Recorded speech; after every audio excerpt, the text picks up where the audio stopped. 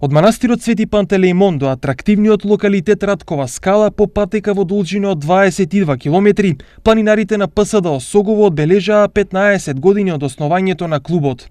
По искачувањето на гребенот Раткова скала од 30 мината планинари и по враќањето на помалата група од местноста Свиланово, каде беше положено цвеќе на местото на загинувањето на Никола Карев, планинарите повторно се вратија во манастирот на 760 метри надморска височина, во чии конаци одбележаа 1,5 деценија од основањето.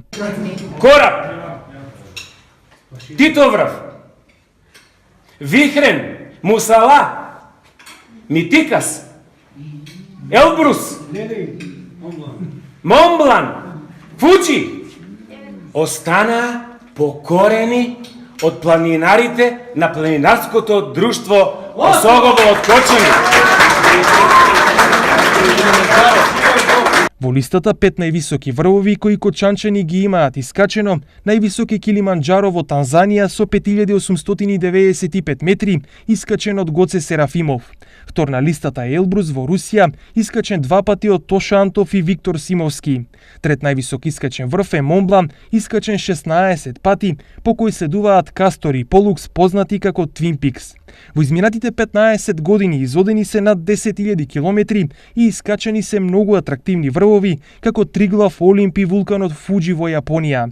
Управата на клубот одлучи за воскреснувањето на ПСД Осогово да награди со признанија еден планинар, Тошо Антов. Најдобри резултати во 2017 година.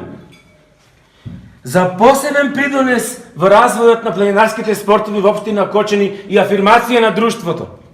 Посебен човек кој со своите ангажмани се ангажираше за развој и за афирмација на ова друштво направи поголемо членство и уште поголеми успеси. Се надевам, нема тука да застанеме. За следните 15 години, кочанските планинари се надеваат дека клубот уште повеќе ќе порасне и дека можеби некој ќе собере храброст да го постигне најголемиот успех за еден искачувач – Еверест.